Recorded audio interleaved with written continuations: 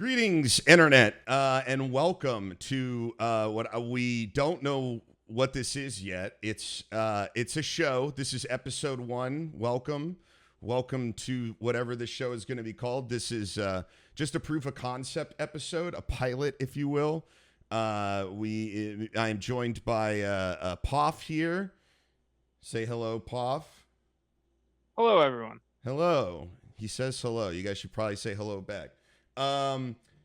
This is a buddy of mine. We've been working together on the YouTube a little bit and trying to create just a little bit of content. And one of the things that we messed around with was the idea of doing like a show or a podcast, and that is what this is. Again, we don't have a name for it. We're just kind of shooting from the hip. We're going to shoot this first episode and see how it goes. See how you guys like it. If you guys have comments or anything, please, give us some feedback in the old comments section there. Just a little bit about myself. My name is Ellohime. I probably should have said this at the very beginning. I have been streaming on Twitch for 12 years. It's been a long time. And trying to make a little bit of content for YouTube now. So that's where we're at and what this is right now. So here we go.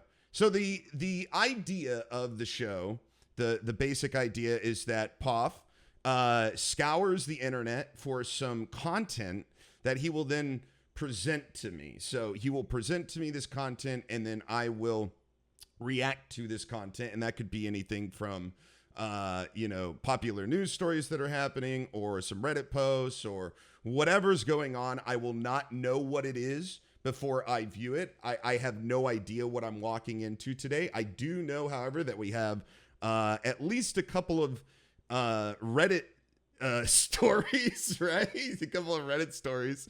Or I don't know. I'm not a big Reddit person, okay?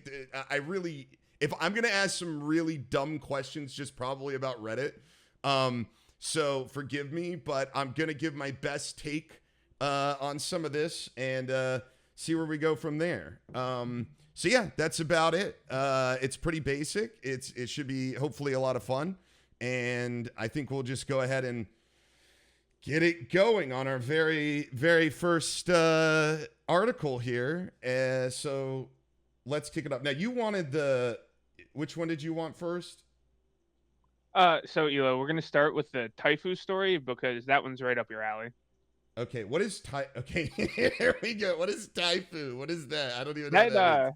That stands for Today I Fucked Up By. Oh, Today I Fucked Up. Okay. I've never experienced this before in my own life, so I've never ruined or messed up anything. All right. Okay, should be up on the screen now, and let's, I guess, jump right into it. Puff, why have you made so many mistakes on our very first? I am very fallible. Yeah. I own my fallacies. Okay, all What right. can I say? All right, so here you go. Like, everybody watching is probably deep into this by now, but I'm going to catch up. Okay, so it's, Today I fucked up by asking my partner where all the condoms keep vanishing. Okay, Okay. For context, I'm working 3 to 4 times a month, 16 hours, overnight shifts, plus some days I'm at work till 6 p.m. So plenty of alone time for my partner. Recently, I got suspicious because after nearly every shift, condoms were missing. The last 2 weeks, I've kept track of them. Not a great move, I know. Nothing in the bin, not even the wrapper. So today was the day I asked him about this problem. I said his problem. This is his problem now. And he went quiet, didn't really know how to answer this question. Maybe I cried a little bit at that point. I don't mean to laugh the way they said it. We are dating for 7.5 years. Should it end like this? But this beauty of a man just tells me he's been practicing putting them on. Wait. Sometimes one slips off, hasn't happened in a while, and he couldn't understand why. So naturally, he just tries to find the problem like he does with everything. After all, he's an engineer. I'm going to pause you right there. Okay. I think that's a soft flex on her part. Do you know why? Why's that? She's pulling them off. She so wait so so you think like he's got to practice on these because she's been handling it, like she's been handling business, and then She's been handling business, and he doesn't really understand it. okay, all right. That's my first thought. My first thought is this guy's an engineer. How is he not going to figure? I don't want anything this guy has built, like or been around. If he can't figure out condoms, like Anyways, there's more. I agree with your take so far. Hey, it's always nice. It's always nice when the ladies take control and they do what they gotta do. There's creative ways. Get it on and off. Last month, we visited a befriended pair with 2 kids, and it must have showed him he absolutely doesn't want kids. So he's like motivated more than ever because he met like 2 shitty kids to not have kids. Okay, this is like halfway through. Some think he is cheating because it's a wild excuse, but for me, he's the most perfect man, and I'm so glad he's mine. Well, that's good. We talk from time to time about kids, are on the same page. We don't want kids, at least the next 5 years, but I didn't expect him putting this amount of effort in not getting kids. Damn, this kid was fucking scarred him, dude. Someone accused, too long didn't read, someone accused my partner of cheating. Okay, so this is like follow-up. Now these are like edits and follow-ups after. Okay, so that's basically the story. Is like, today I fucked up by asking my partner where all the condoms keep vanishing. Okay, but like, oh man, there's so much to I'll follow up with the too long didn't read in the edit afterwards. If you scroll down, you'll start seeing some of that stuff. First of all, how many condoms are like gone? I mean, she said there was enough that like, did she say anywhere like how many exactly are gone? Like she said she recently got suspicious because after nearly every shift, condoms were missing. The last 2 weeks, I've kept track of them. Okay, hold on. So for minimum 2 weeks, after every shift, and I guess we'll just assume it's a 16-hour overnight shift. Okay, so this guy is like, how many condoms could he have gone through? Like reasonably, like how? Like, I would think that throw out a number. I would think that the purchase rate of the boxes initially went up, right? And she's like, "Wait a minute, we're not having sex that often." You think that's how it happened? Yeah, like I don't even know why you would. Started. Okay, all right, that makes sense. I don't even know where to begin with this. So they've been dating for 7.5 years. Like this guy, this is the beauty of a man tells me. I'm so confused by this. He's been practicing putting them on. Sometimes one slips off, hasn't happened in a while, and he couldn't understand why. So naturally, he just tries to find the problem like he does with everything. After all, he's an engineer. Oh, I don't know. I don't know. I always want to try to give situations like the most charitable read, right? Like give everybody the benefit of the doubt. Maybe this guy really is just an inquisitive mind and he spent weeks messing with condoms. However, I don't think that makes much sense for most people. Like, okay, let me just go over this. Condoms suck. Okay, you should always wear a condom. All right. Anybody out there, if you're not one of the kids, wrap it up. STD's not great. All right, but condoms suck, man. Condoms are the worst. All right. I hate everything about them. I don't like them personally. I never liked using them. I have used them in the past. I've got this thing, and I'm sure there's some other people out there that if my brain, okay, I'm going to say this. If my penis finds out that I'm trying to put a condom on it, it's not going to work. Like, I've got to trap it like an animal. Like, it's got to be quick. Like, they got to not know. He's got to not know he's going to get a condom put on him before I put on him. Otherwise, he's done. Like, if I have to stop in the middle of what I'm doing and I have to put a condom on, my brain is focusing on that and nothing else. And now I've lost everything. So I've always hated condoms because anytime I've been asked, it's like I'm good to go, and then I go to, and then it's like an embarrassing thing where it's like I can't keep a fucking hard on because I can't put on like long enough to put on a condom. But it's something about the smell of it, man. The smell of it's like so gross. It's like such a plasticky smell. And it's not good. And it's like, so like I'm not a big fan of condoms to begin with, but even somebody like me, it's not like rocket science, right?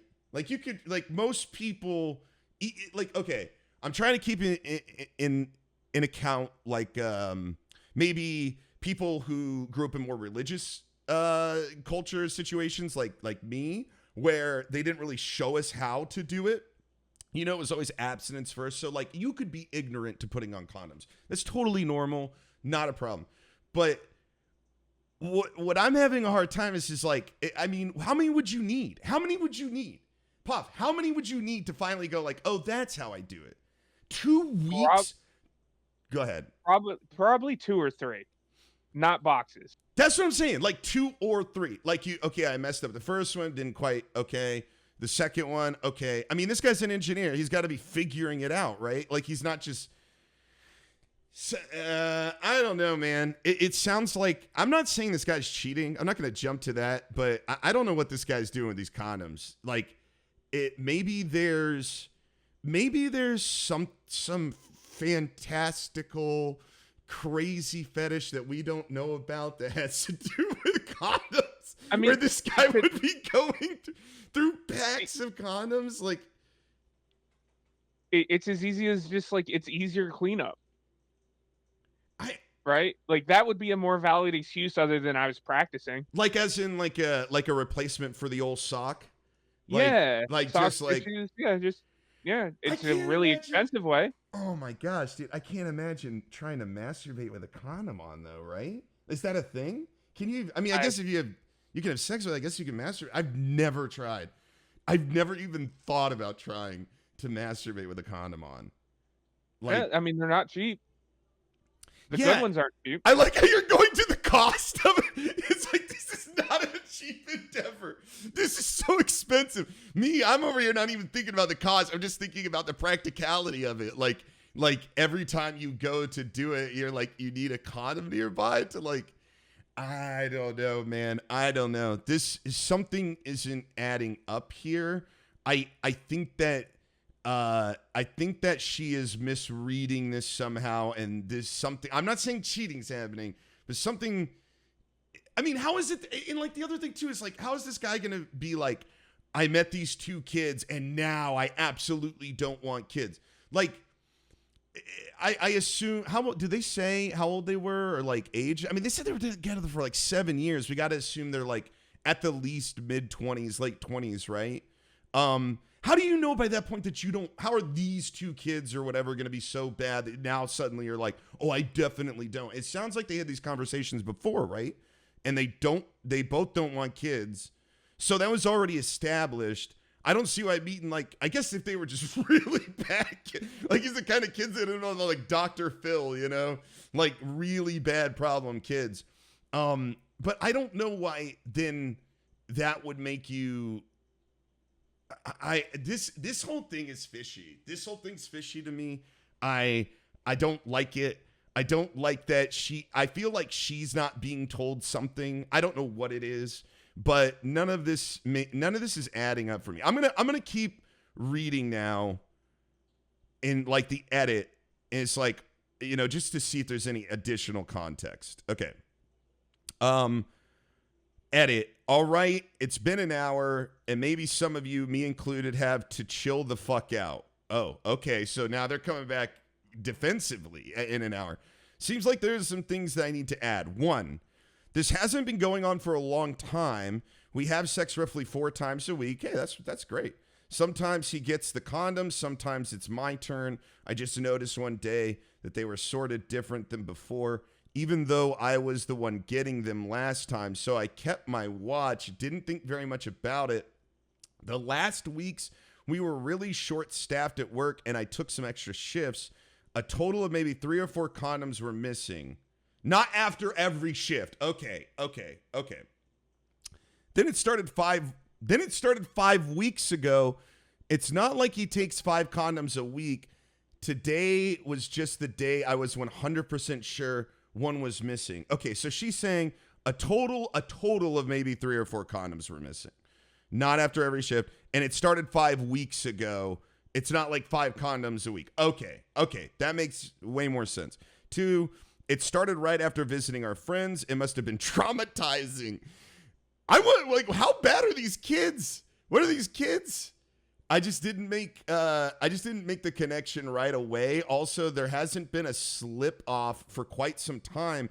He just amped up his game to be sure.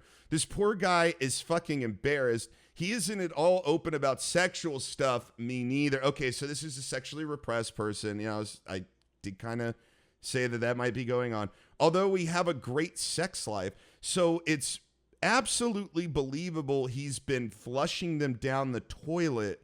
God damn. I've seen him doing it before at the start of our relationship. And yes, including the rapper. He can be an idiot sometimes. Yeah, that's not good. If there is something going on, I will find out. Yeah, I'm sure you will. And I will keep you updated. Maybe he is posh wanking. Hope that's right. Maybe not. Oh, here we go. Posh wank. What the? Can you, like, eyes in the sky what posh wanking is? If he doesn't want to talk about it, it's fine. I won't get him even more embarrassed. And then it says after this, I'm 95% sure he isn't cheating. Thanks, Reddit, for planting that seed in my head. What do you mean, thanks, Reddit, for planting that seed? You already had, you started thinking about cheating. Nobody, that's not anybody blaming Reddit. So posh wanking is exactly what we talked about putting the condom on first for the cleanup. That's what I thought. I just wanted, why is it called posh wanking? Is there some explanation? I blame England. Oh, God, and I do, and I will. Okay, but if he is cheating, it's the end of the relationship. I'm not that little dum-dum that post might suggest. Today was kind of a roller coaster of emotions, and I should have given that post more thought. Second edit, sorry about the wall of text in the first edit. Somehow it doesn't work via phone. Also, Reddit Caroline messaged me, so thanks, I guess, for being concerned about me. Okay, I didn't need that second edit. Okay, so...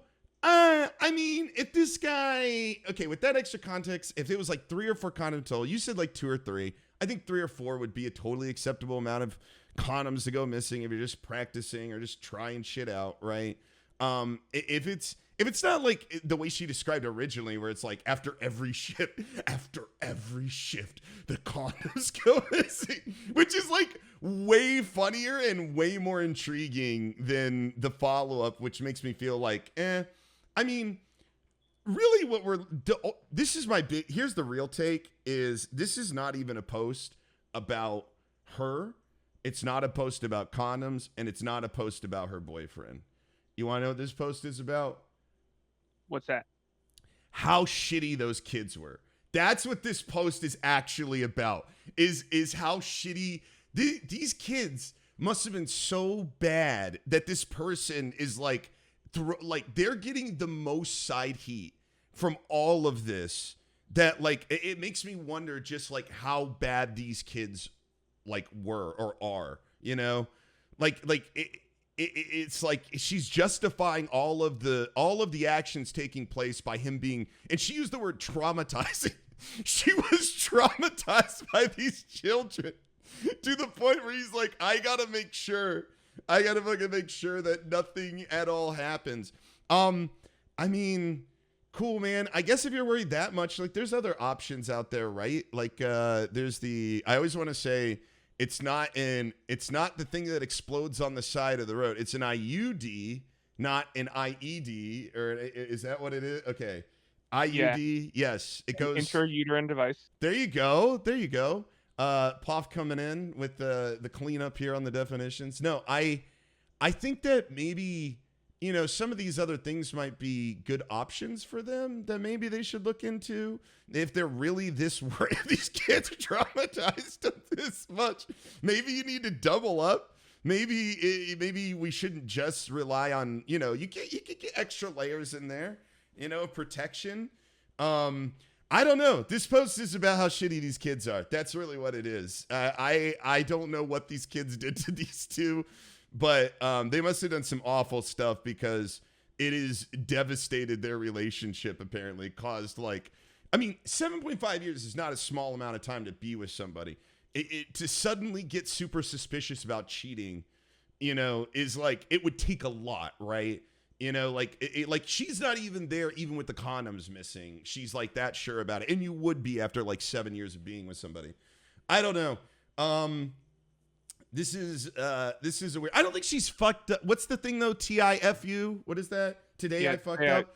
Yeah, today I fucked up. I don't think you fucked up by asking your partner where all the condoms kept. Like you didn't fuck up. That's not a fuck up. You didn't like fuck up by being, because he should have been more open with her and like communicating. He should have made it like a fun thing for both of them to do. Now, he's like a little sexually regressed or whatever, so maybe he's not as confident or whatever, but I don't know. I guess I think I would have appreciated if the wife was maybe more like, hey, we can, like, I don't know, make something fun out of it, or try to. Yeah, I think the most important thing for him, if that's really what's holding him back, is kind of breaking down those walls a little bit. So maybe she could help him by sharing her expertise. It's funny how I feel like women, this is completely anecdotal, I don't have any research for this. I feel like women know their way around condoms better than men. Am I wrong for saying that? I don't think you're wrong. I just think it's very subjective, and you'll never be able to prove it. No, I will prove it. I'm gonna get a peer-reviewed medical journal on the know-how of condom usage by both male and female. I don't know.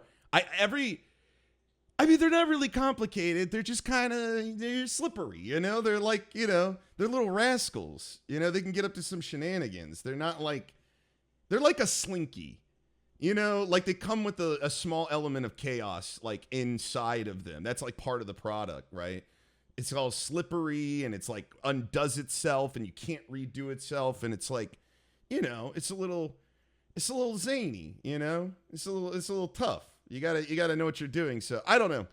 I just want to know what these kids did to them. Really, that's all. That's what I've left this with now, is wondering how these kids traumatized them like so thoroughly.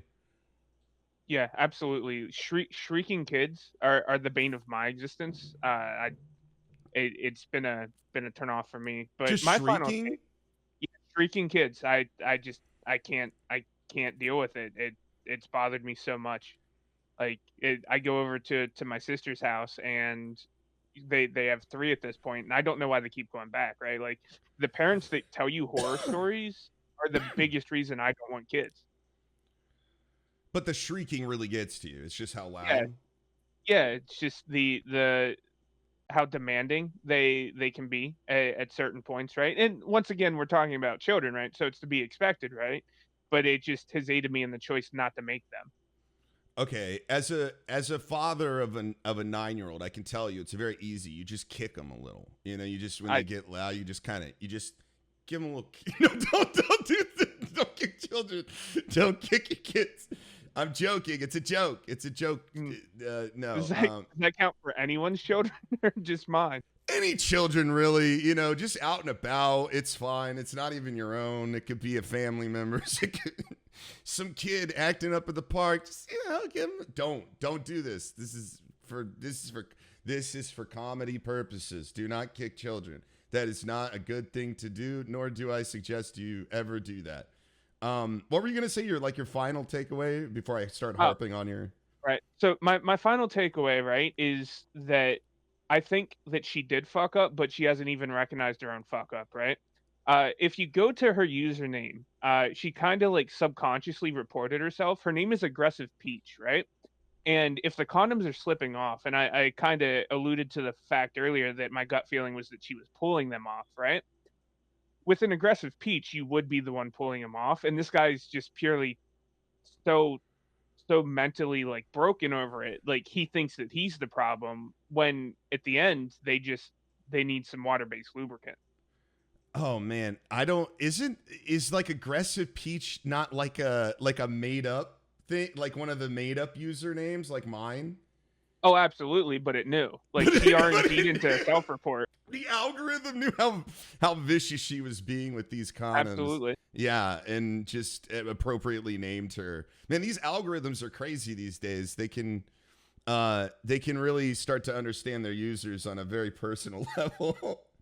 Yeah, Yep, I don't before she know. even made the post. Yeah, I don't know. I feel bad for this guy. He sounds like a sweet thinking man, and he needs to like maybe if he okay, she could help him come out of his shell a little too. All right, like I said earlier, she could definitely make him feel more comfortable about it. Doing the whole investigating thing is probably the only thing that like I would say she fucked up, right? She she should have just brought it up right away and talked to him. I don't think that like keeping a secret investigation open for weeks on your partner while you're keeping up with all the things they're doing when you're not around is like necessarily a good basis to start a conversation. Like, hey, I noticed the condoms, I've been keeping tabs on you for 3 weeks now in the condoms, and I'm starting to see some discrepancies. I mean, couldn't she just go to him at the beginning when she first started to be like, what the fuck's going on with these condoms? Like, why are they missing?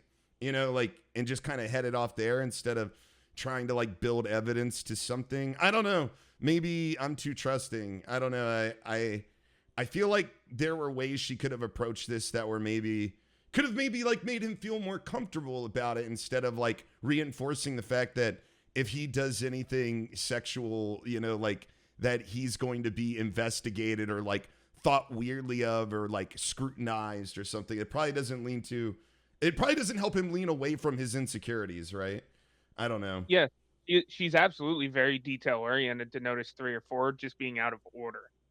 Yeah, over weeks. Yeah, that is. Yeah, I don't know. This is kind of a foreign thing for me because, like I said, I hate condoms, so we don't have them in our relationship. But you know, we do the IUD thing, IUD thing. So I don't know. I don't know how I'd feel if I don't know. All of this seems a little. I think she's just with a dude who's just super self-conscious and just super. Maybe it's just making things weird. I don't know. This one's a weird one. I think the only thing she fucked up, she didn't fuck up by asking her partner where all the condoms kept vanishing. She fucked up by all the investigation she did beforehand. But really, like I said, back to my original take is that this is about these crazy kids. Like I really like part of me wants to like meet these kids to like see what they saw that just got into their heads so bad that they would have to like really hyper focus on sexual health and making sure they don't reproduce. But that's all I got for this. That's that's an interesting one for sure. Let us know in the comments if you have any other takes, maybe any other thoughts that you have about this. I'm gonna move on to the second story now, which I definitely have here and can pull up really quickly, and boom. All right. Oh, I gotta like, man, why is everybody I guess everybody comes back with edits once these things take off, I guess, huh? Yeah, they read the comments and they kind of update so everyone can kind of see their most frequently asked.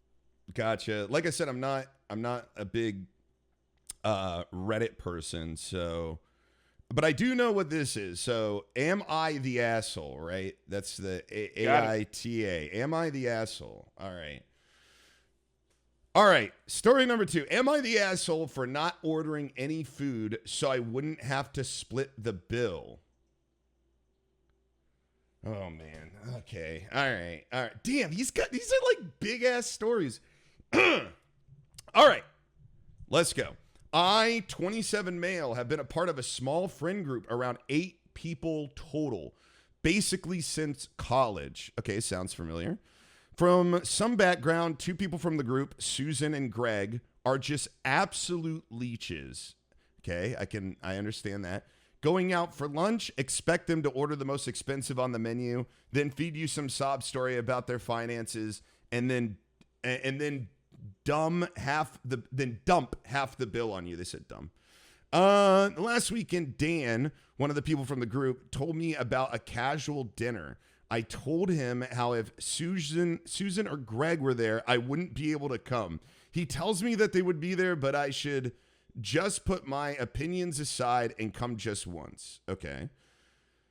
This is kind of where I might be an asshole. I agreed with him. I told him I would be there. I show up and we all get to talking. Everyone began putting in their orders. Most of them spent around $40. There were only 6 people there. Then when it gets to Susan and Greg, they both order expensive dishes around $200. Yikes. When it was my turn to order, everyone looked at me, but I just picked up the menu, pointed to a $4 Miller Lite, and sent the waiter away. Dan asked why I hadn't ordered anything, and all I said was that I lost my appetite. The other 2 friends got up as well to cancel their orders and just have drinks. Oh, damn.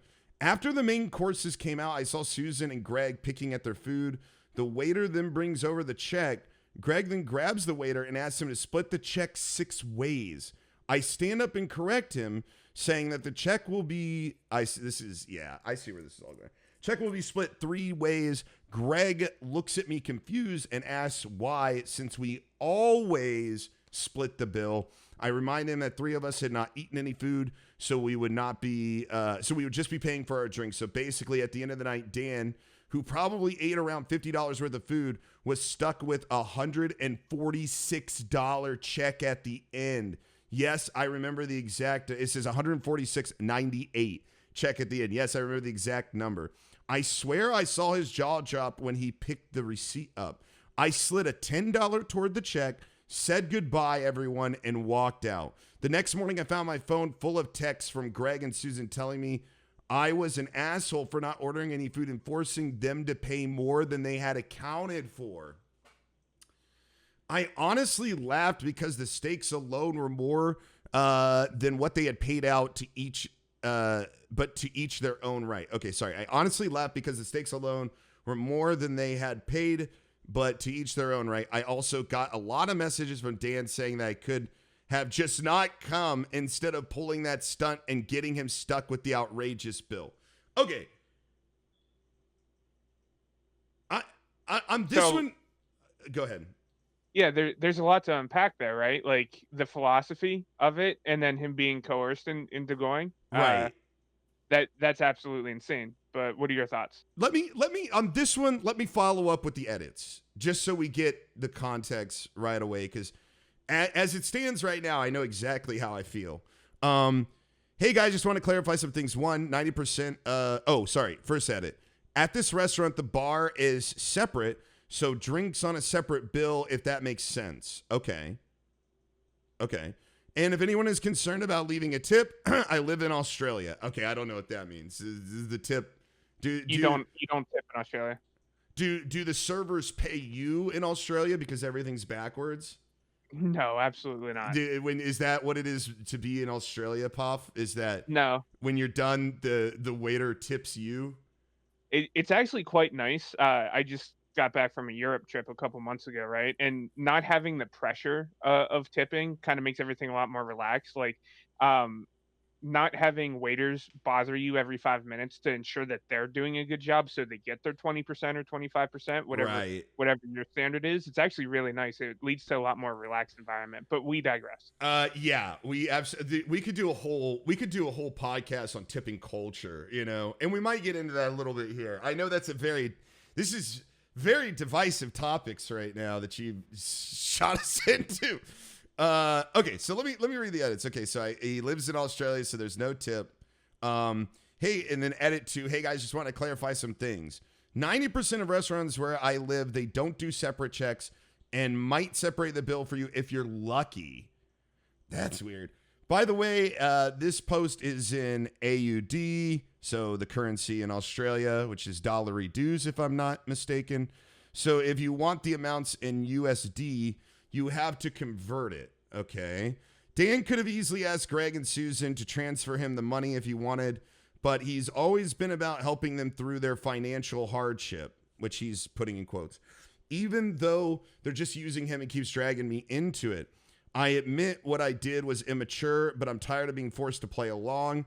It's his money. If he wants to spend it on them, that's fine, but I'm not paying for them. Also, Dan's a really good friend of mine, all bet blind as fuck. I was just trying to get him to see what kind of people he was helping in quotations. I will admit it was a tad bit petty. Thank you for the gold. Oh, what is the goal? Is that Reddit? It's a reward for making a good post. I'm not sure if Gotcha. there's actual monetary value to it now. I know it costs to buy them, but No, I it's just a remember I used to know a guy that worked at Reddit, and he gave me a bunch of gold. I was like, I don't even use this site, and he like gave some to me. So that's why so many people use Reddit, huh? When you use it, you get actual gold. They send you gold, huh? Just in the yeah, mail, you just start 100%. accumulating it. Yeah, you Yeah. start accumulating it like Scrooge McDuck. Um, oh man, there's so much here. There's so much here. Where do I even begin? I don't think he's the asshole. That's not how I feel right now. Anyways, I don't think he's an asshole for this at all. I think this is like clearly a growing social problem within their small group that if he didn't address at some point, he was probably going to blow up and lose his cool anyways.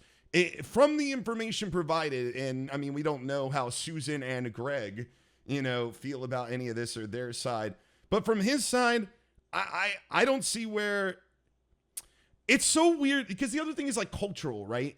Like I'm sure eating out and tipping and everything has its own culture in Australia than the US. So I'm coming in from a strictly US perspective. But from a US perspective, you don't go in on a bill just like all the time. You don't ever like it is assumed you're going to pay for you and yours, right? Like if you're an individual, you're going to pay for yourself. If you're married, you'll just I assume that those two will pay together or anybody in their immediate family, right? So there may be like a couple at the table that doesn't get individual checks, But for the most part, I think everybody should be responsible for what they order, right? I feel like that's the most common sense thing, right? Is that if you order something, you pay for that thing. And yeah, if you have an established culture, like a subculture in a group where every time you guys go out, you guys are all splitting the bill, that's a really difficult thing to maintain. And it sounds like it's done out of convenience because of the restaurants. So the 90% of the restaurants where I live don't do separate checks, which is a weird thing. Like, why? Why don't 90? Why? What's going on in Australia? Maybe you guys can let us know in the comments. What's going on in Australia where they would have such a thing happening? I don't. I don't know why they wouldn't do individual checks. Maybe it's a gratuity thing. Okay, is there gratuity in Australia but not tipping? No. No. As far as I'm aware, no. The worst thing that I could even see them blaming it on is their point of sale software. But even so, right? Like they're not incredibly different over there. It's probably just out of pure convenience. Okay, so I what do you think about this, Pop? Do you have any thoughts right off the bat besides what I've said?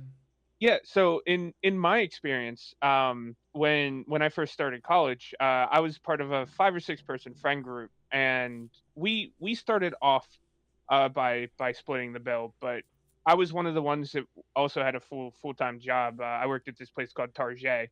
I made just around $8, maybe a little bit more per hour, way back then. So like I wouldn't even go out unless I didn't have enough to like cover myself. So that we're talking about once or twice a month maximum, right, to be able to afford living costs and everything at that point. Yeah. So we started off kind of the same, and when I go out, like I would enjoy myself, right? Like I would probably get an appetizer, a drink, non-alcoholic at that point because I was under 21, and generally some sort of like mid to high end protein, right? So my bills would probably be $30 to $40, which is pretty good for an 18 or 19-year old. Um, and everyone else might like get an appetizer.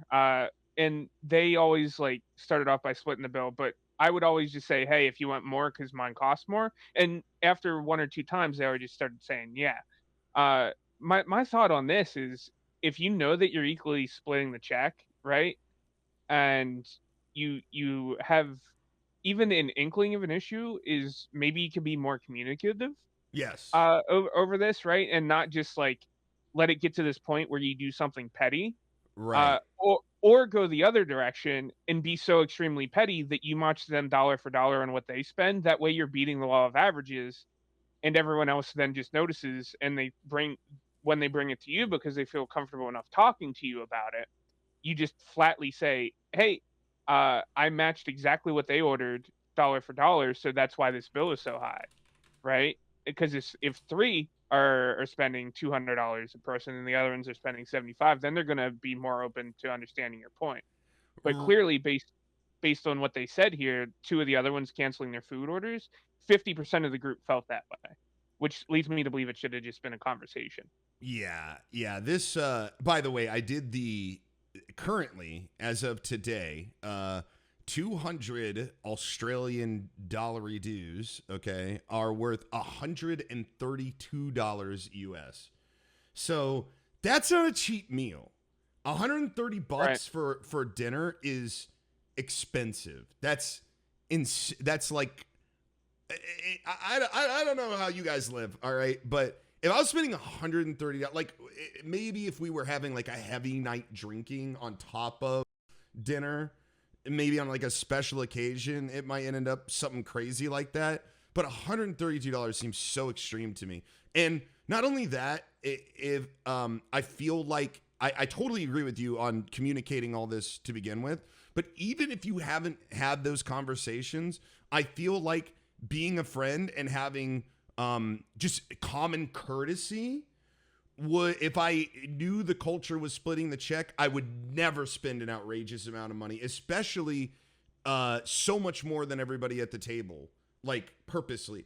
I would do my best to just match the vibe, right? You would just match the vibe at the table. If it's like a celebratory night and you want to go out and you're just like, oh, we're gonna go crazy tonight, and you guys want to pre-establish that and then spend a bunch of money and whatever, then maybe. But it sounds like this is just one of those friend things, and I know exactly how I've been in situations like this where it's like you do things as friends for so long until they don't make sense anymore, and people's context changes and people's income changes and people, but it sounds like the friend is absolutely the friends Susan and Greg, those bastards, are taking advantage of the situation. And here's the other thing too I'll say about it. Even if these are your friends, you shouldn't have a problem figuring this out, right? If these are truly your friends, this is not like Susan from Susan and Greg cheated and like slept with Bill's, I guess Bill's wife. I guess she's doing some lesbian stuff right now. But either way, it's not like cheating or anything like that. Like, this is a pretty easy thing to solve, I feel like, with just a little bit of conversation. I like you said, preliminary conversation would be best, but even afterwards, if they were to talk about this, this isn't like a blow up the whole friend group kind of thing. And honestly, some friends and some friend groups are only good for certain things and certain hangouts too. I truly believe that there's sometimes in a friend group you don't do everything with them. Okay? Sometimes you have friends that are good for like getting together and having some food. Sometimes you have friends that are better for like having over to the house and hanging out and playing video games. Some you might want to travel with. Like this sounds like he has outgrown, if they can't figure this out, which I don't see why they wouldn't. He's outgrown this side of the relationship, and he doesn't. I don't think he needed not to go for fear of being an asshole. I think he needs to not go because the context has changed and it's no longer fun for him, right? I think you just need to hang out with these people, Susan and Greg. It's like Susan and Greg. It's like the most cookie cutter names. I'm sure they're not their real names, but like still it's funny to me. You should find other things to do with Susan and Greg, if you really care about them as your friends and you want to hang out with them, play Magic the Gathering. I don't know. Do something else than going to eat with these people because they don't either they don't have common courtesy with this person, or like ingrained in them, or they've somehow allowed their friend group culture to blind themselves to what they're doing. Because $132 on a split check is just insane. That's just insane. You'd never do that. Again, I don't know what's going on in Australia, but you'd never do that. You would never do that in the States. You would just never do that. Like, if you did, somebody would be like, holy shit, why am I paying 70? Yeah, anybody reasonably would be like, why am I paying $70 for a meal when I bought, a $15 fucking plate, I don't think this guy's the asshole. Do they have like a, like an overall, like, is this guy the asshole or is he not? Is there like a place to see? So yeah, at the top of the post, which I'm glad that you ignored it to begin with. There's an overall kind of ranking system. Oh, I see And it now. Oh, it's ruined now. yeah, yeah, and then based on the way that the comments respond, a mod will come in and throw it through, right? Gotcha. So this Yeah, guy got a and not the a-hole. This yeah, guy's been pinned with the pin of Reddit approval. maybe a 3 out of 10 on the petty meter, right? For putting in an action where words could have solved Yeah. it. It's not. Listen, it wasn't a perfect set. The dismount could have used a little work, but still a good floor exercise. All right, I think it's fine to be a little petty. If it's not like blowing everything up. Of course, it's not the best way to do it, but yeah, I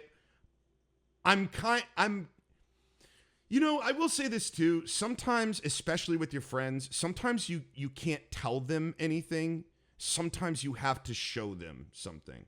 And that can be about just being in like a regular relationship too, like a relationship romantically, just with people. Sometimes when you get so comfortable with somebody, sometimes they get like blinders on and they can't see what the problem is. And maybe he had done other hints or said other things. I mean, obviously it was a problem before he showed up because they had a conversation about it, right?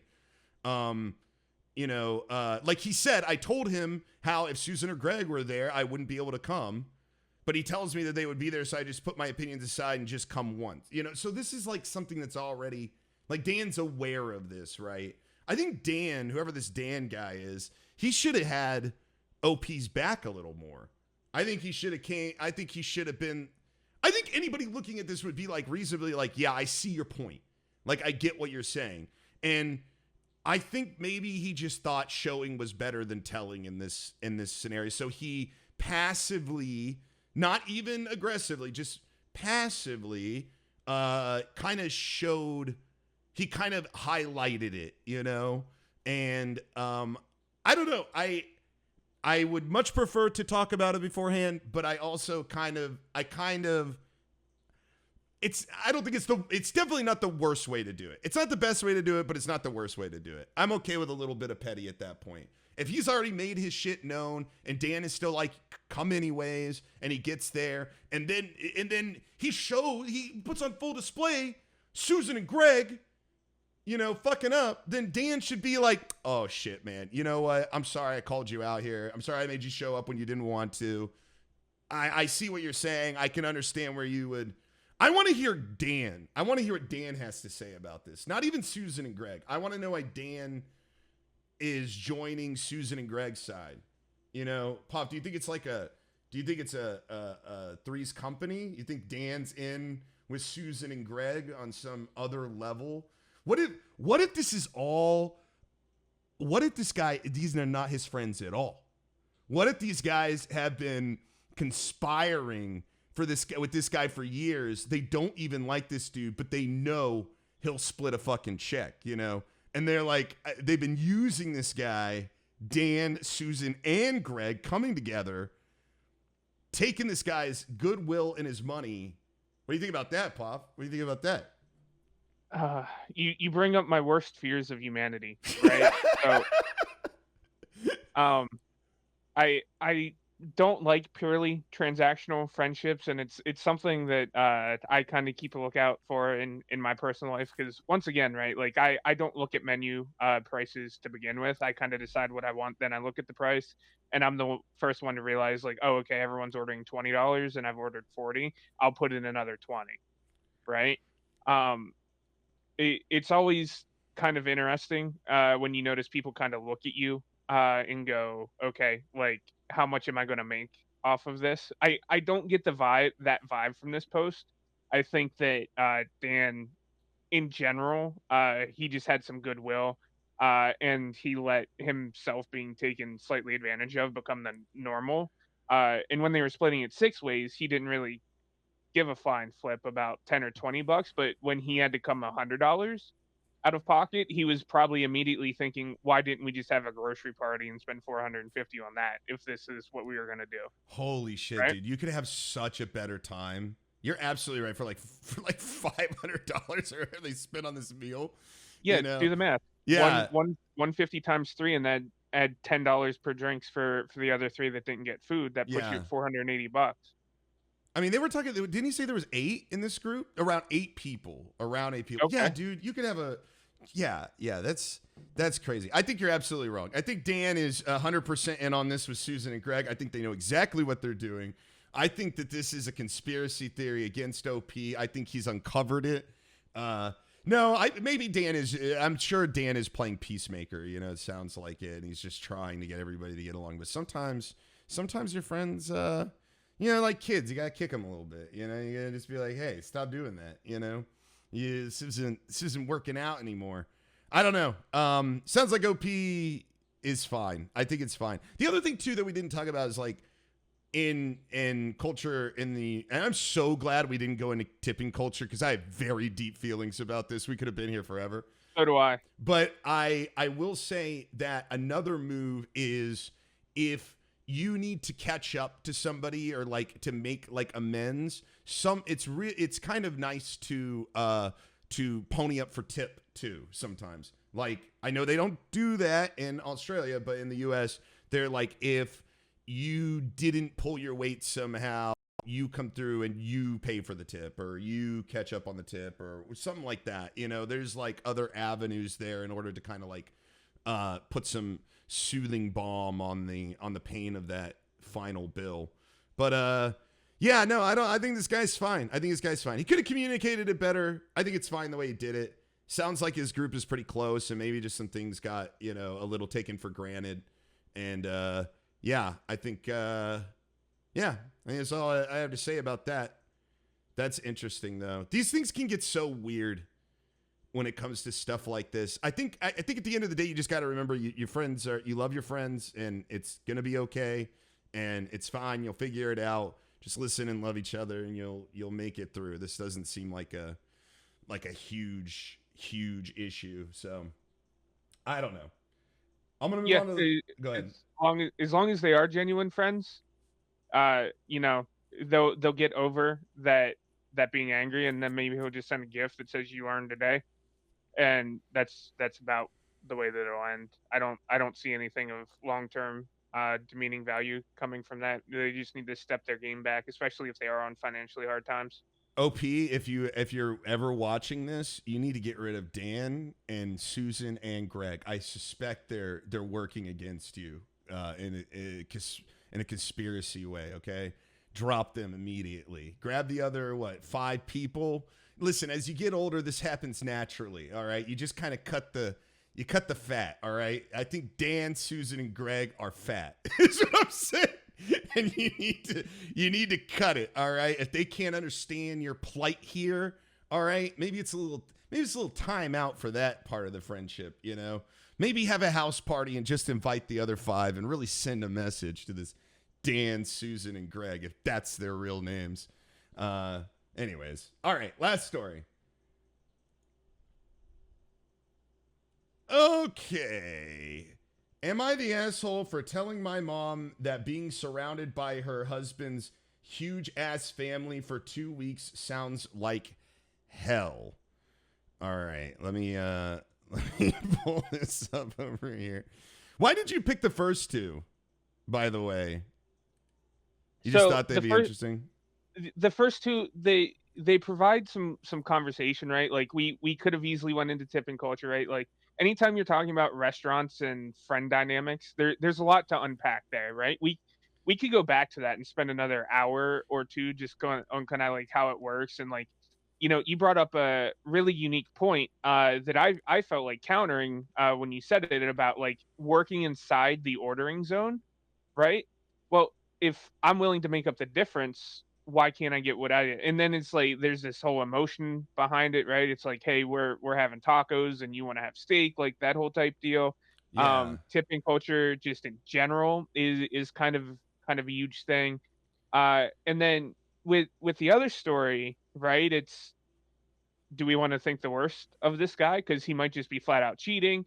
But then I also noticed some really subtle tells to the way that she wrote the story, like I've mentioned a few times, just some self-reporting on, man, like you really have to be either watching things like a hawk or be super detail oriented to notice things just out of order, especially in small quantities, and in things that come in packs of 30, right? To notice 3 or 4 that are off, especially if you're working 16-hour days, right? Because I come from a background where I was working 12 to 16-hour days, and when I get home, I certainly don't have the energy to see, something that's out of whack, right? Like if the batteries changed like order, or if like some like the knives and forks, like there's a different number of them, I'm not going to notice that. So I mean, good on her.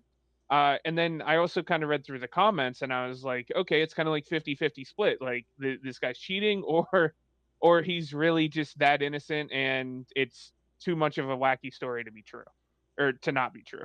Yeah. Or the third one. He's just got an insane fetish and he's just too embarrassed and we have no idea what he's doing with those condoms.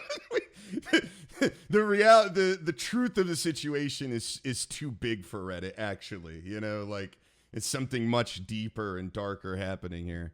Yeah, Um rip that plumbing either way. yeah, going back real quick to the last one, like maybe I'm not done with it. The other thing you can do if you go out with people, which is fine, which my friend group did plenty and I did, is like if you feel the way you feel, like you were talking about, like I want to order what I want to order, I would probably just bring it up to the table. I'd be like, hey guys, I know we usually split the check, whatever. Maybe this time I might go solo because I want to order what I want to order right now. And I'm feeling like something a little bit crazy. So I'm going to do my thing. Or if you guys don't have a problem with that, I would probably just bring it up at the table right there. Because there's plenty of times that I've gone to dinner and I've been like, I just want what I want. I just want what I want. And it might be more expensive than what is, So I'll just bring it up. I'll just like point to it so we don't even have a problem, like preemptively. But anyways, all right. So let's move on. Am I the asshole for telling my mom that being surrounded by her husband's huge ass family for 2 weeks sounds like hell? My mom and Harry have been married for 3 years. They have two under 2 together, and then there's me, 17-year-old male, who isn't Harry's kid. Harry comes from a huge family. His parents are still alive. He has 5 siblings. They have something like 16 kids between them, and the spouses, goddamn, okay, it's like my family. And all of them are coming to stay at our house for 2 weeks starting Saturday. I found this out Sunday night. Wait, starting Saturday. Okay, so if he found out Sunday night, so he's got a week before Saturday. Harry has said some of his relatives are bringing tents and others are bringing camp beds so they can all fit. But they'll be here for 2 whole weeks, and a bunch of them are also going to be sleeping inside. Harry is so excited, and my mom is all hyped up for it too. She isn't close to her family, so she's looking forward to having family around. I personally can't wait for them to be gone. I hardly know any of them, and even though they are technically family by marriage now, I don't know that I'll ever consider them my family. Okay, well, he's 17. He's like a 17-year-old man. Of course not. My mom pulled me aside yesterday and told me I'm not acting excited, and she can't understand why, because she thought I'd want to get to know my extended family. I told her there's a lot of people I don't know or care about coming to stay, and it's not going to be comfortable. I said a day would be a lot, but 2 whole a day would be a lot, but 2 whole weeks sounds like hell to be stuck with Harry's huge ass family. My mom started whisper scolding me, saying that they're our family too, and how she expected me to be more eager to have them there. Okay, fuck you, Mom. I told her I'd prefer to stay with a friend for the 2 weeks. I said they'd even have the extra room to use for everyone. My mom said that was such a negative attitude to have. She told me I'll finally have grandparents, aunts, and uncles, some cousins even. Don't I want that? I told her I would much rather be comfortable in my friend's house. Okay. Then last night, Mom told me the way I talked about our family wasn't okay. And then if I really wanted to go to my friend's house, I'll say it. Then last night, Mom told me the way I talked about our family wasn't okay. And then if I really wanted to go to my friend's house and if his parents are cool with it, I could. But she would still be disappointed and will still expect me to change my attitude. I was like, thank you, Mom, but told me the way I described being around Harry's family as hell is not okay. Am I the asshole? You're no, okay. Okay.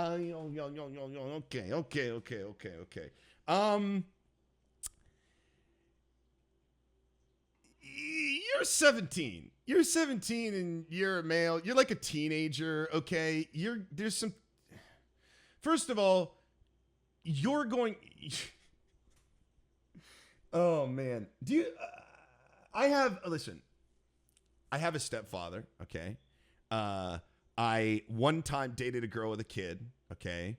And I'm telling you right now that being a step parent, okay, is hell. All right, being a step parent sucks for a lot of reasons. You're like not the dad, but you're also supposed to be kind of responsible and kind of, keeping an eye on that. You're like, you have to like do all the dad duties, but you don't get any of the credit, right? So like, and especially when like you're young, there's like a much bigger chance that you're going to have a rebellious attitude towards whatever, step parent. Much less we're not even getting to the family, all right? Just the step parent in general, you're probably going to rebel against on some point. Maybe not probably, but you're more likely to, right? I feel like taking all that into consideration that this person's young, that this is a tough situation to be in for them, obviously. I think they are actually handling it really well. I think that they're providing solutions to the problems that he has an issue and he's trying to communicate that, right? And it sounds like the mom is not trying to find ways to accommodate him or try to find a way to make him feel comfortable. She's just like, fix your shit, just change, The mom, especially bringing in a stepfather, like I said, is difficult. Now, a whole ass family, she has to be aware, maybe feel differently about this, Bob. She has to be aware that is a ton to ask of somebody, right? Like to just be emotionally okay with this huge change. Let's not even talk about like the lack of space or room or like 2 weeks, which is also an incredible amount of time to be housing that many people. Let's downscale it just to the mom, what she can expect from her 17-year-old son when it comes to having a stepfather, right? Like, I think she should understand that bringing somebody like that from the outside into the family is going to have some concessions, and she needs to be willing to be accommodating to the people already in her life whenever she's making that change. She should be patient, she should be understanding, and she should try to be accommodating where she can be. Being 17 years old, you're not always going to come across like as the most, you're not going to articulate your feelings in the best way, right? So maybe saying something like it's going to be hell being around the family for 2 weeks is something like a 17-year-old would say, whereas like an adult might be like, hey, this is very stressful for me. This seems like a stressful situation. I don't mind getting to know them or whatever, but this seems like a lot all of a sudden for a long time. I'm going to just disengage a little bit and I will still come by the house and maybe have dinner a couple of the nights or whatever and get to know them kind of at my own pace. You know, like that would be a more reasonable thing than saying like, oh, it's going to be hell being, but that's what he means. That's what he means. All right. Is that like, this is too much, too quick, too soon. And I think he is valid for feeling that way. I think he should be understood. I think that the mom is being, again, we only got the OP's side of it, right? I feel like the mom is being selfish in what she wants and what she's envisioning this to be. And I think that on some level, I don't know if this is across the board, but I found this is that like some parents, if their kid isn't in it, then they can't be fully in it. And so she's going to be getting to know this family. It's all exciting for her. And the fact that he's not excited is going to like ruin her good time with them on some level. Some people get like that. I don't know if this is one of those people, but it sounds like she is pulling very manipulative moves. It sounds like guilt is a big factor here. It sounds like she is going about this in the absolutely wrong way. She should definitely be more patient and understanding, and she should definitely, if he's coming up with a solution, hey, if I've got a friend I can stay with for a couple weeks, would that be okay? You know, I think she could just be like, yeah, if this is overwhelming for you, I know it's a lot. You go ahead. We would love to have you and like, you know, have you over. Could you maybe make a little bit of time for us in the next couple of weeks so that I do get to know you, so you can get acclimated at your leisure, you know, like, I don't know. Do you think I'm off the mark here? Not really. I see it from both sides, right? Like he probably brought the issue to her. She got a little bit emotional. Instead of actually saying the silver lining, she used it in an argumentative way, right? Which everyone's human. We can Right. expect that to Yeah. happen. But what she really should have said is, yeah, like I get it. Like having this many people here is going to be a huge inconvenience for a couple weeks. Like I'm going to feel it as well. But there's a massive silver lining is getting to know new family members Right. and making new family connections. Uh, but yeah, incredibly mature for a 17-year-old Yeah. bringing a solution to it. Um, although I don't necessarily agree with the doom spiraling right away before even giving Right. it a chance. Right. I think that's kind of where I land on it. Yeah, I think the mom senses that, maybe that, like you said, spiraling. That's a good way to put it. I think maybe she's sensing that, and she's like got this. I don't know if foreboding is the right word, but like, you know, like, oh, is this going to become some bigger issue later? You know, so maybe she's just really trying to like snub that out at the beginning. But yeah, he should definitely be open. It sounds like he, I don't know, maybe I'm reading it wrong. I don't feel like he doesn't want to get to know the family. I don't feel like I think his biggest problem is the way he's having to get to know them. Listen, I don't know how big their house is, but if he says it's a huge family, something like 16 kids between them and their spouses coming to one place for 2 weeks, that I might love the people that I do that with. There is still a part of that that's a pain in the ass, you know?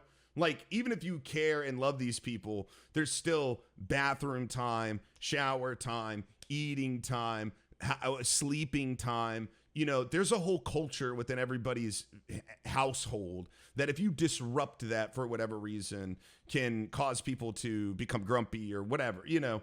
So I think it just needed to be a more of like a frog in the water situation. I think it should have been something small that builds up to something big like this. I don't think you start here, right? I think that this is something that happens once you have already acclimated the person to members of the family, had them get to know them, you know, and even then we're talking like a couple of years at least, you know.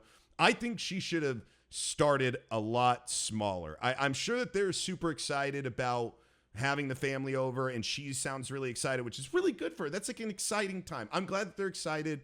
I'm glad that they're in love. And, you know, it sounds like she lost maybe some of her family or whatever the story is there. So I'm happy that she's excited and stuff. But I think that that's putting the blinders on for her, for how everybody else is supposed to feel about this, or how she thinks they are supposed to feel about this, or how to handle this situation. I think the mom definitely could have done, hey, we're just going to have his parents come for 2 weeks, you know, or So come for a weekend.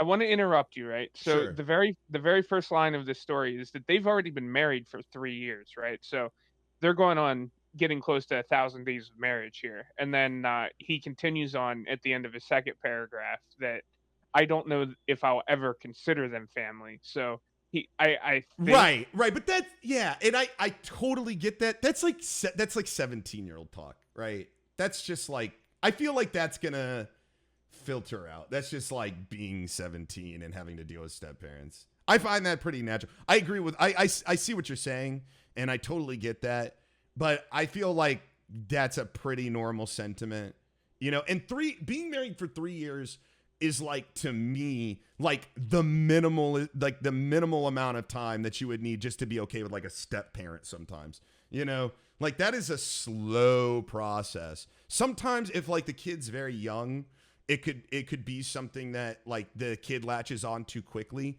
But we're talking about a 14-year-old, okay, a 14-year-old male who is dealing with a step parent for 3 years, you know, like that might not be enough time just for them to like be able to communicate and be able to understand each other and get to know each other. You know, that's a tough family dynamic for a teenager to kind of integrate into. So even with 3 years, I think in that 3 years, maybe in like, you know, year 2, you know, or a little bit before, little small thing. Hey, we're having their parents over for dinner. You know, his brother is coming over and is going to watch the game, or, you know, there's little ways that you can kind of start to introduce this, you know, like I said, the frog in the water thing, you know, like that. For those of you who don't know that analogy, it's like you put the frog in the water when it's cool and you heat it up slowly so that by the time the frog is boiling, he doesn't notice it, that he's being cooked, kind of thing. So for lack of a better term, I feel like that maybe should be what is happening here. Is that like you need to like integrate in slow, small doses so that these people, so that all of a sudden it isn't like 16 plus people all at once. You're supposed to get to know all of them, spend time with all of them, talking to all of them, you know, all this. That's very, very overwhelming, you know, for somebody. And honestly, 2 weeks for somebody to be at your house, even if it's just a couple of people, is like imposing and like it's difficult. Like, it's not an easy thing. You really got to know those people, and you really got to be honest. And I mean, it's not always bad, but like, yeah, when it's a step parent situation, to me, it just always is best if you just go slow in that. And this is like you said, 3 years, that's a long time, but it sounds like 3 years. And now we're just like hitting the gas, you know, like, all right, you know, we're just going full throttle. I feel for this kid. I feel like he definitely is a bit of a doomer. I feel like he'll grow out of that. I feel like being a doomer at 16 or 17 is pretty normal when it comes to how you feel about your step family, you know. I assume this kid went through a divorce or something, you know. I don't know where the dad is, you know, so he's probably dealing with his own shit. You know, he's got to worry about school. He's got a whole life. You know, when you're like 17, dude, you're about to be an adult, you know? You got shit going on. He's got his own life. He's got his own thing. Seems like he communicated. Maybe not the best way to communicate, but he communicated with her his issues, and it seems like she's just kind of trying to maybe brute force it a little bit. Though I'm glad that she did, you know, say it's fine if he wanted to go stay with the friends. At least she's not being a complete close-minded to this. But also, it's such a manipulative move, like parental move, to be like, if you do it, you can do it, but if you do it, just know I'll be disappointed, you know. And then it's like, oh well, okay, well, you sure loaded it. Thanks, Mom. Thanks for being okay with this, but not because now it's gonna, you know. it's like very begrudging, and it adds like a whole layer of guilt and stuff to it that just maybe isn't necessary. But yeah, I feel for the kid. I feel like he should be. I'm gonna be honest too. Like, man, I don't want anyone being at my house for 2 weeks. I don't want any. Like, I feel like not most people. Maybe I don't know. I don't know.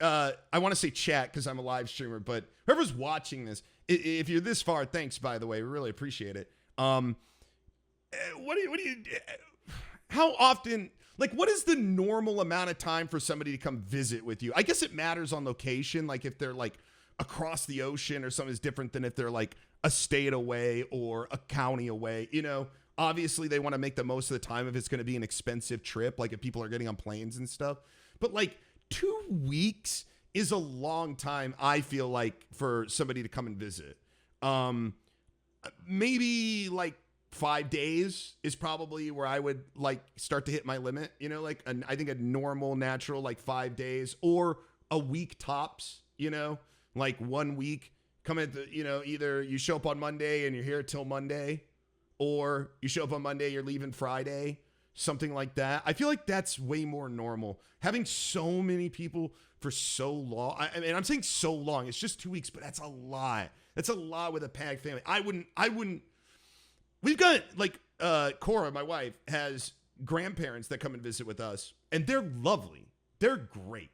They're like super smart, super fun, love to travel, love talking with them, get a little chatty, all right, and get that old man chattiness in there, but wonderful people.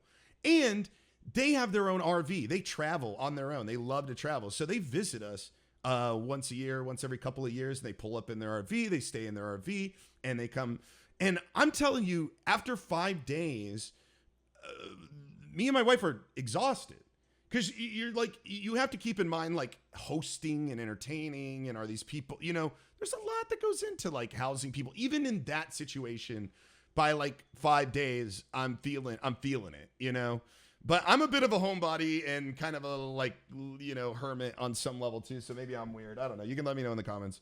But yeah, I don't know. I feel like these are normal teenage feelings. I feel like if she doesn't want him to feel doom about this, which I think is a totally normal feeling, even though he shouldn't feel that way, he should be more open to them. I think the way he's going to get there is by the mom allowing him to process this at his own speed. That's how I feel. I think when he's allowed to have the autonomy to get to know these people at his pace, at his level, I think that she will find he will naturally come around. So that's how I would handle it if I were her. I would just be like, man, do whatever. I know this is a lot. We're having a lot of people here for 2 weeks. I can't expect you to sit through that or whatever. If you can find some other accommodations for the next couple of weeks, I'm totally good with that. Come hang out with us when you feel like it. We don't want you to feel like you have to do any of this stuff. We just thought hopefully you'd want to, and if you just don't want to yet, that's cool too. We got time. I love this person, and they're excited. The people are excited to get to know you, but no pressure. That's where I land with it. I don't know. That's how I feel. Yeah, I think there should be a little bit of you have to kind of get to know, your extended family here a little bit. Not a whole lot, but to the effect of a dinner or some sort of event where there's games, interaction, kind of going on. When I've been to my significant others, Christmas, Halloween parties, it's kind of like the best way, right? Like you put the mitts on your hands and you try to unwrap the present, and like everybody's kind of cheering for everybody else to fail. You're building gingerbread houses, everything kind of like that, and somebody's judging the competition. Those little things kind of help, you get to build the family dynamic without, being forced to interact Right. with it. I think Just a little bit of that. what is it in the corporate world? These are team building exercises.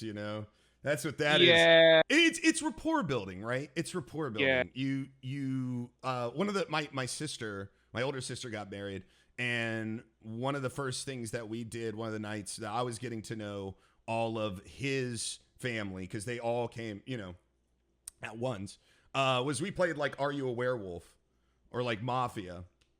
we just played that game. It's just a silly, fun game. And then we were able to kind of gauge and gauge and engage, with each other and who we are and kind of how we operate a little bit. And it's not so awkward or serious. Dude, board games are, I totally agree with you. Just little activities that you can do, man. You got to get that team built up, man. You got to get that team building exercise. We got profits and margins in this family, okay? We got to hit numbers, all right?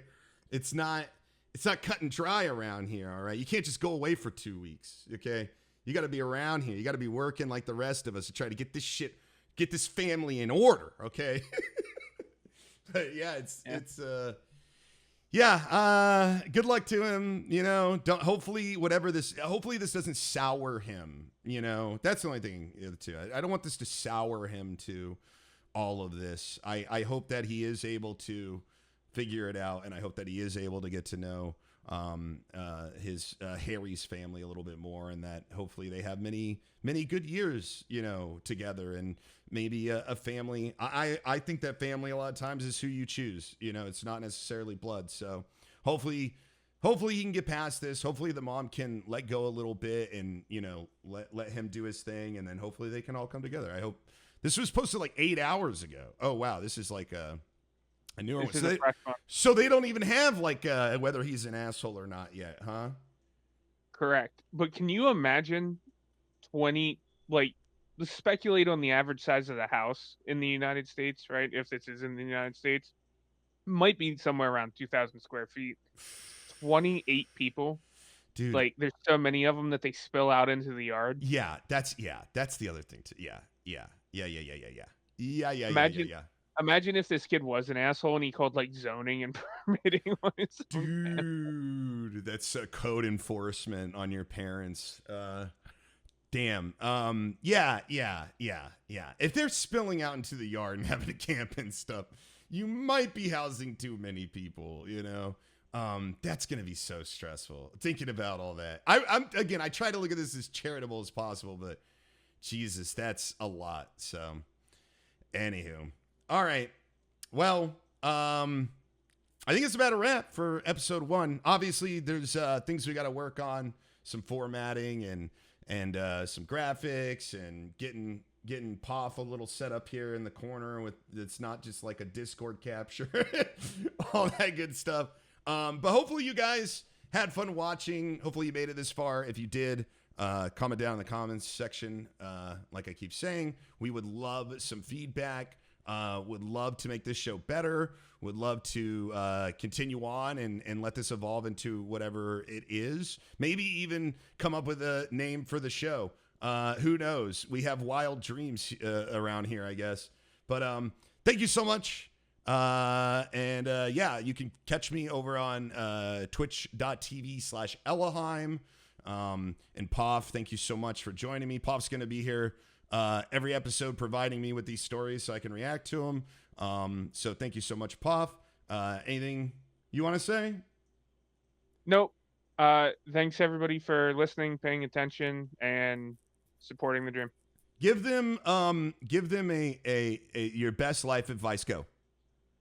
Oh, my best life advice is to give yourself 24 hours before you react to anything that can have long-lasting effects on your life.